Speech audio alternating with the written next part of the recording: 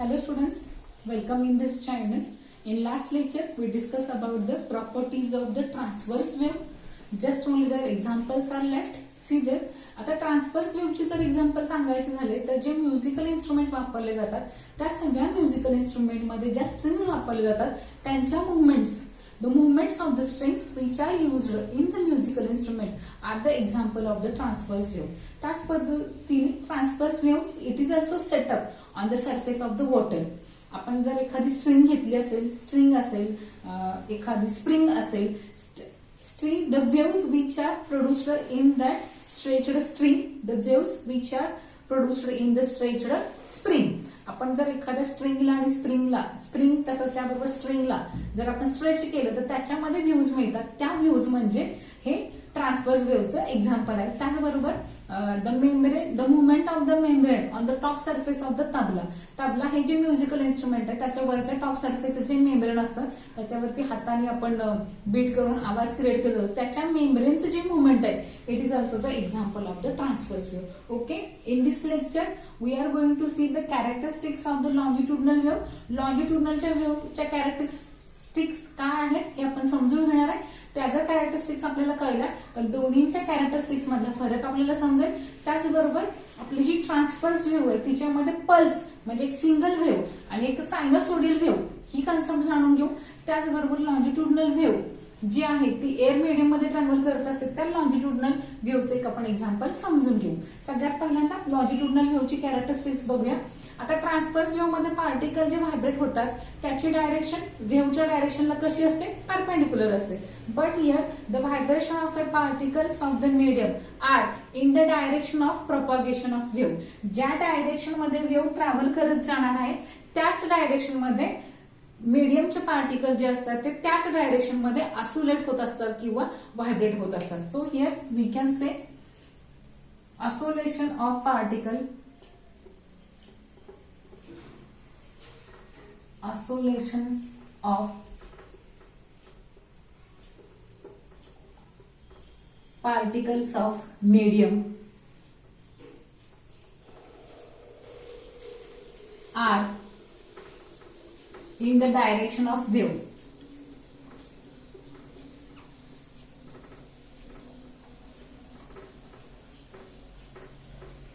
आता transfers wave मध्ये बघितलं होतं की आपण पार्टिकलचं जे ऑसिलेशन आहे ते वेव्हच्या डायरेक्शनला कसं असणार आहे, नॉर्मल असते किंवा परपेंडिक्युलर असते. पण इथं ऑसिलेशन जे आहे पार्टिकल्स ज्या मीडियम मधून वेव्ह ट्रॅव्हल करणार आहे त्या मीडियमचं ऑसिलेशन हे वेव्हच्या डायरेक्शनला कसं असणार आहे, इट इज पॅरलल असणार आहे किंवा सेम डायरेक्शन मध्ये असणार आहे. Second property is there when wave travel in medium wave travel in the form of alternate compression and rarefaction.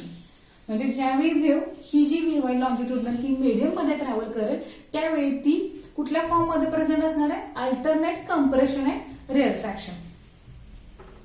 In medium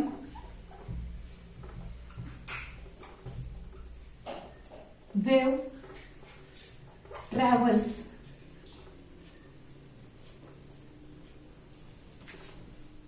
in the form of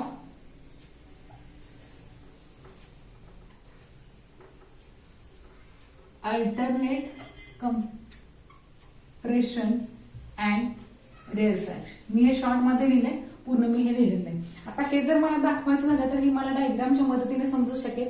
आता compression is a region in that the particles are close to each other, particles are crowded in the region of a compression.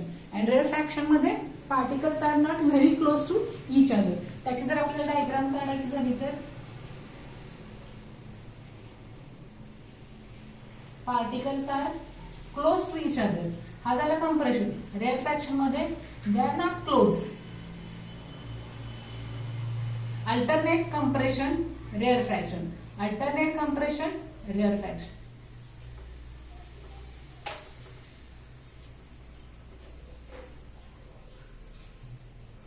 Here we can understand the region compression and rarefaction. हा झाला तुमचा compression असेल, हा रेअरफॅक्शन असेल, हा compression, रेअरफॅक्शन, हा compression. म्हणजे wave travel करत असताना अल्टरनेट कंप्रेशन आणि रेअरफॅक्शन मध्ये मिळणार आहे. हा जो रिजन आहे कंप्रेशनचा it is a maximum pressure zone, इथं प्रेशर हा मॅक्झिमम असणार आहे, डेन्सिटी ही मॅक्झिमम असणार आहे, आणि ह्या रिजन मध्ये मिनिमम प्रेशर आहे, मिनिमम डेन्सिटी. आता हे झालं त्याच्या दोन कॅरेक्टरिस्टिक्स. ह्याच्या पुढच्या कॅरेक्टरिस्टिक्स आपण कंटिन्यू करू. We are going to see the characteristics of the longitudinal wave. You can pause the video and write down the all characteristics. तुम्ही व्हिडिओला पॉज करून ह्या कॅरेक्टरिस्टिक्स लिहून घेऊ शकता. Now I am going to continue. Third one, this longitudinal wave can travel through solid, liquid and gaseous. आपण transverse wave मध्ये बघितलं होतं. Transverse wave can travel only in solids, but these wave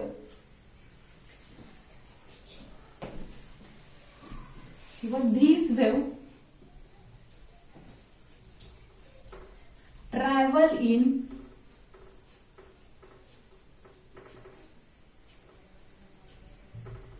solid, liquid and gases.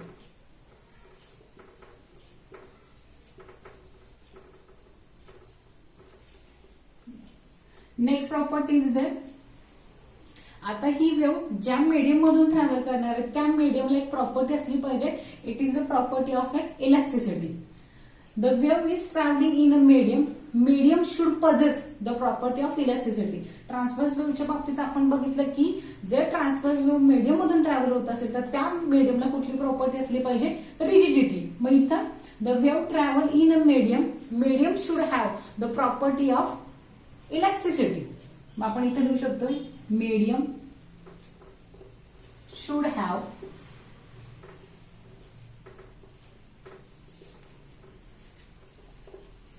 property of elasticity.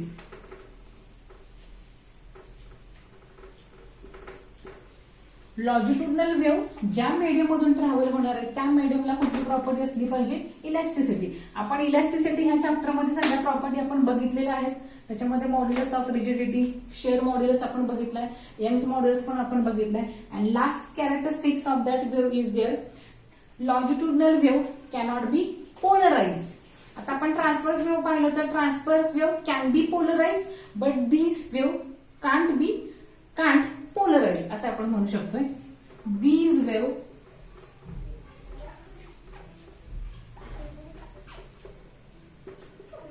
can't polarize.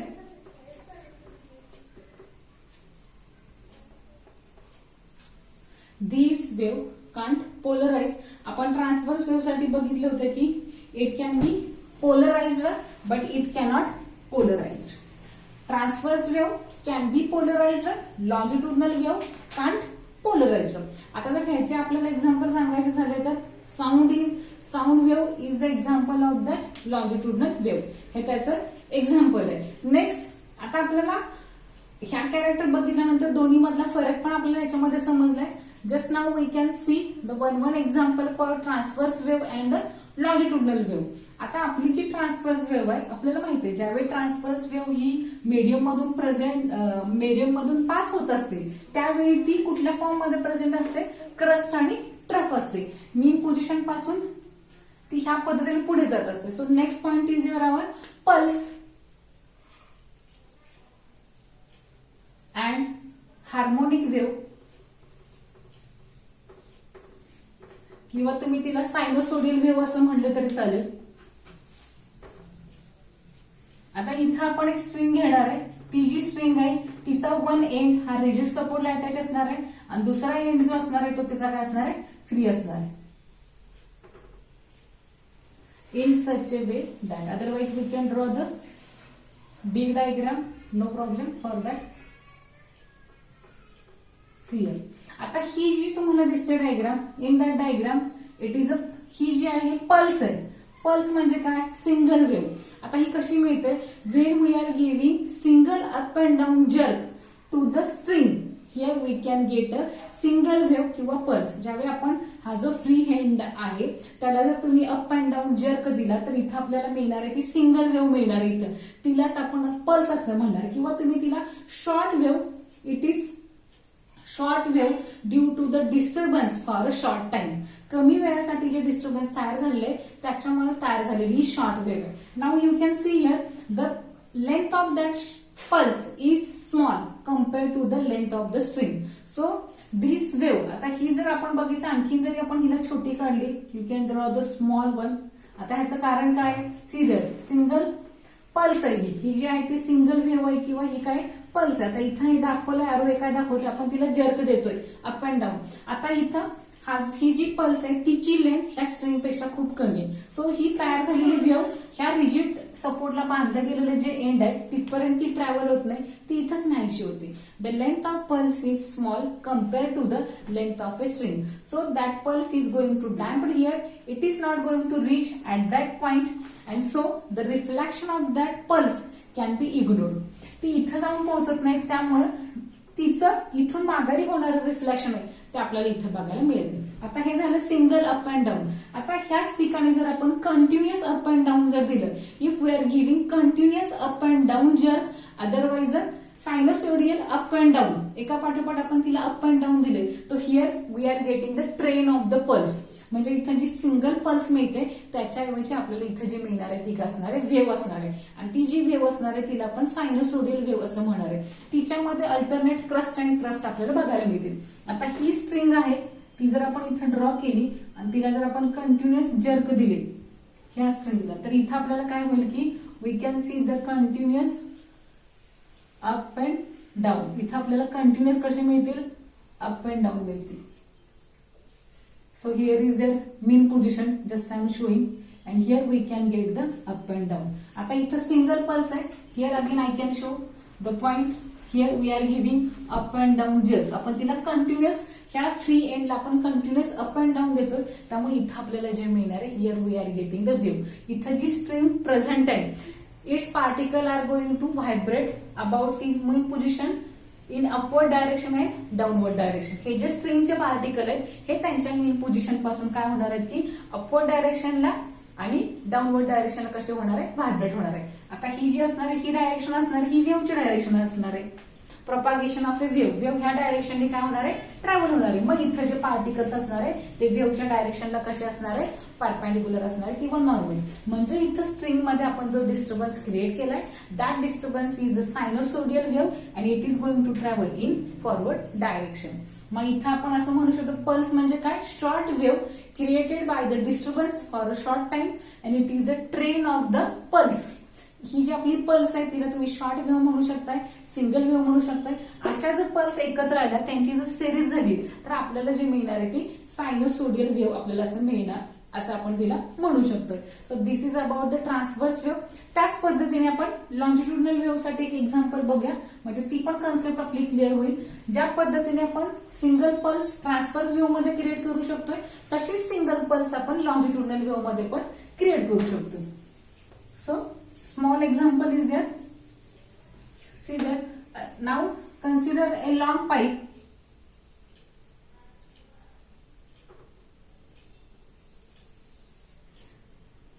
In that pipe the air particles are present. आता ही जी pipe आहे हिच्यामध्ये air particles are present.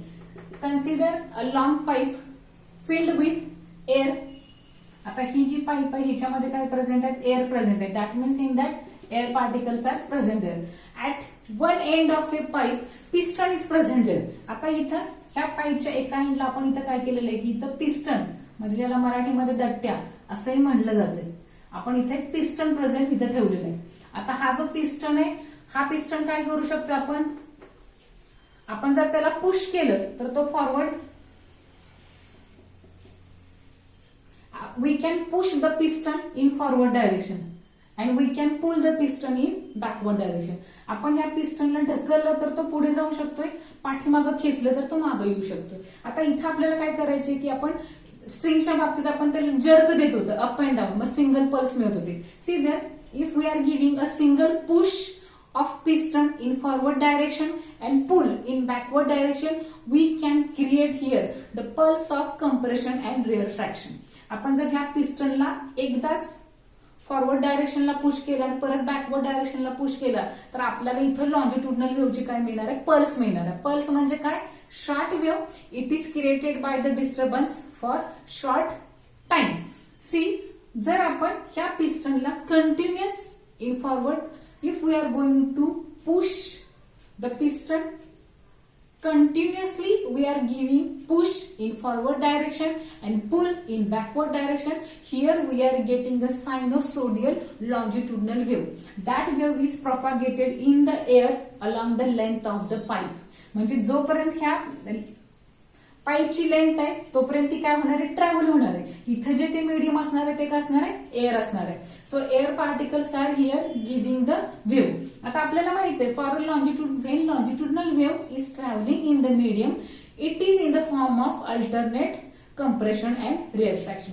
जर आपण ह्या पिस्टनला continuous forward direction मध्ये पुश केला आणि बॅकवर्ड डायरेक्शन मध्ये पुल केला तर आपल्याला इथे लॉन्जिट्युडनल व्हेव मिळणार आहे. मग ती जर व्हेव मिळाली तर पहिल्यांदा आपल्याला जे मिळणार आहे ते काय असेल, कंप्रेशन असेल. म्हणजे ह्या ठिकाणी सगळे पार्टिकल्स असणार आहेत ते काय असणार आहे, they are close to each other in this region. दुसरा जो असणार आहे तो काय असणार आपला रेअरफ्रॅक्शन हा रिजन असेल. त्यानंतर आपल्याला जे मिळेल ते काय असेल, कंप्रेशन असेल. Again we are getting the compression. परत असेल हा रेअरफ्रॅक्शन. मग आपल्याला परत काय मिळणार की इथं again we are getting the compression. म्हणजे आपण इथे लॉन्जिट्युडनल व्हेव आपण क्रिएट केली. पहिला रिजन आहे तो तुमचा काय झाला, कंप्रेशन. हा कंप्रेशन झाला पहिला. दुसरा झाला रेअरफ्रॅक्शन, परत कंप्रेशन, रेअरफ्रॅक्शन, परत कंप्रेशन, हा तुमचा रेअरफ्रॅक्शन आणि शेवटचा जो असणार आहे इट इज ऑल्सो कंप्रेशन. सो आपण जे formation of pulse in transverse wave and formation of a pulse in longitudinal wave या दोन्ही कन्सेप्ट आपण इथे काय घेतल्या, समजून घेतला. आय होप या व्हिडिओ लेक्चरमध्ये कॅरेक्टरिस्टिक्स ऑफ लॉन्जिट्युडनल वेव्ह आपण क्लिअर केला. कॅरेक्टरिस्टिक्स ऑफ लॉन्जिट्युडनल वेव्ह कळल्याबरोबर दोन्ही वेव्हच्या कॅरेक्टरचा डिफरन्स आपल्याला कळला. Pulse sinusoidal wave in transverse wave and pulse also in longitudinal wave. I hope तुम्हाला हा व्हिडिओ आवडला असेल. व्हिडिओ जर आवडला असेल तर लाईक करा, कमेंट सेक्शन मध्ये कमेंट द्या आणि हे चॅनल सबस्क्राईब करा. नेक्स्ट लेक्चर मध्ये आपण इक्वेशन फॉर प्रोग्रेसिव्ह वेव्ह हा पॉईंट बघू. थँक्यू.